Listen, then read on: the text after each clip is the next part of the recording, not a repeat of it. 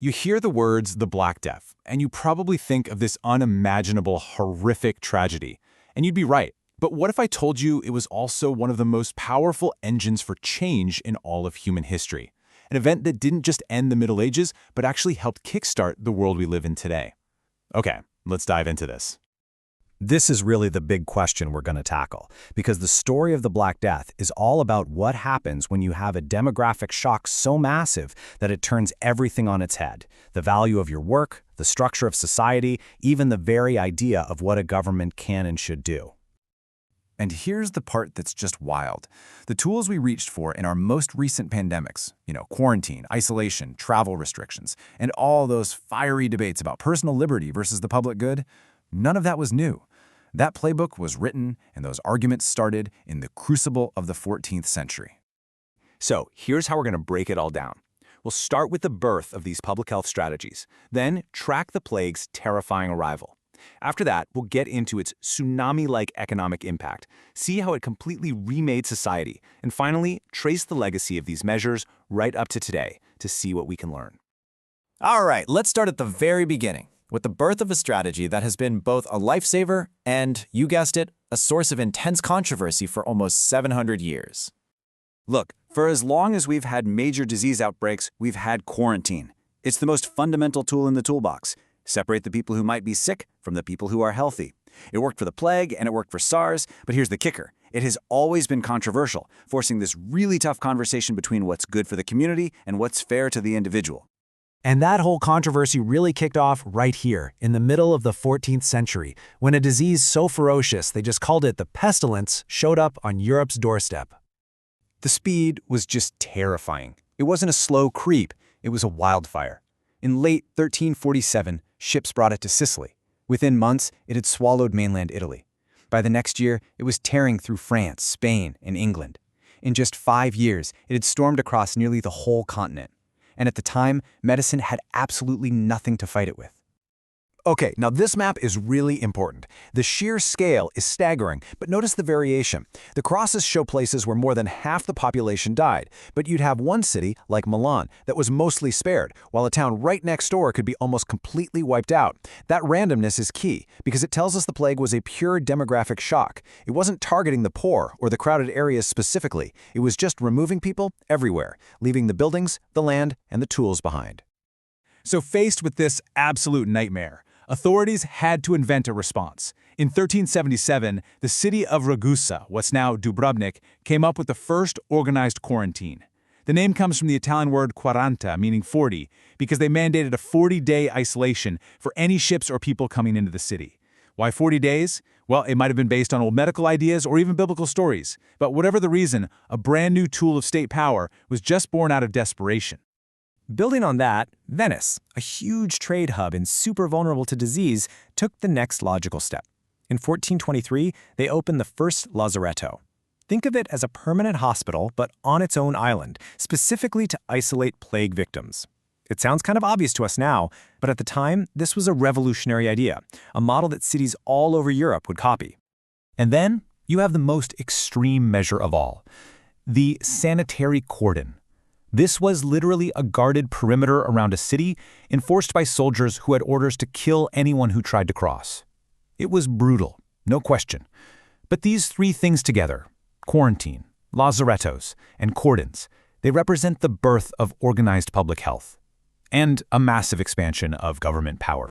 This unimaginable loss of life triggered an economic tsunami that would completely reshape Europe. It essentially broke the economic model that had been in place for centuries. So, how on earth did that happen? Well, economists have two different theories about what happens when a huge chunk of the population just disappears. The Malthusian view says, hey, it's a boom for the survivors. Fewer workers for the same amount of land means labor is suddenly scarce and valuable. Wages should go through the roof. But the Smithian view predicts a bust. Fewer people means smaller markets, broken trade routes, and less specialization. Productivity should tank. So, which one was it? And this chart brilliantly shows that the answer is, it depended on where you lived. This is what economists call the little divergence. Look at the dashed line marking 1348 when the plague hits. Now follow the lines for England and Holland. They start a steady climb upwards. But then look at Italy and Spain. They basically flatline or even drop. The Black Death didn't just hit a reset button for Europe. It sent different regions down completely different economic paths.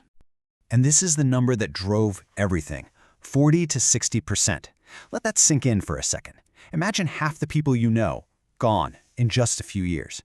It's a number so large it's hard to even wrap your head around, a demographic shock unlike anything before or since.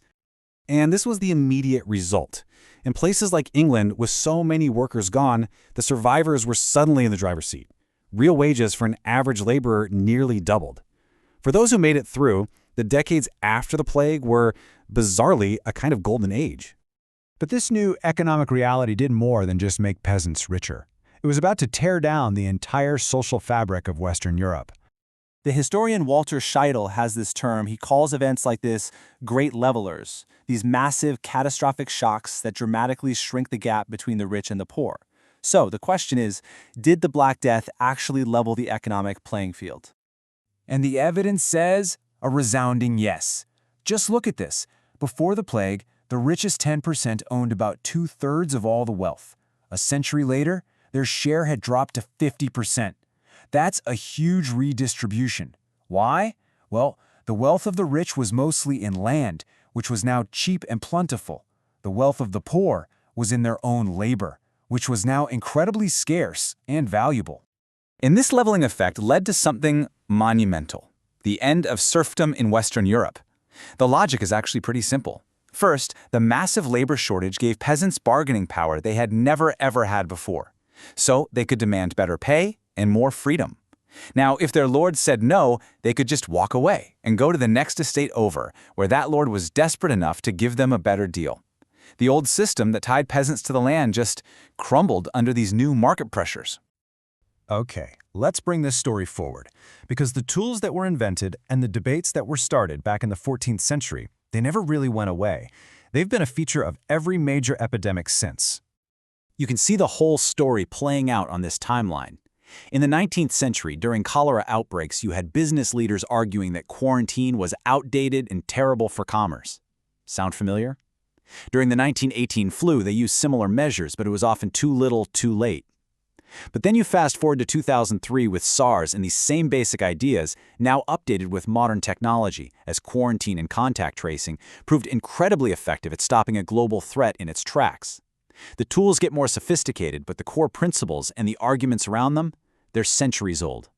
So, after this whole journey through 7 centuries of history, what are the big takeaways? What can the Black Death and its long shadow teach us today? First, it's clear that pandemics are way more than just health crises. They are powerful engines of social and economic change. Second, the fundamental playbook we still use for public health was written back in the 1300s.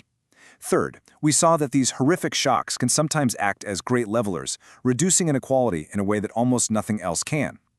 Fourth, these crises are almost always moments when the power and responsibilities of the state grow. And maybe most importantly, that constant tug-of-war between public safety and individual liberty. That's not a new debate. That's a conversation we've been having for 700 years. Which leaves us with one final thought. The Black Death forced a medieval world to ask huge questions about economics, power, and human rights. Questions we are still grappling with today. It proves how something completely invisible can force humanity to reinvent itself.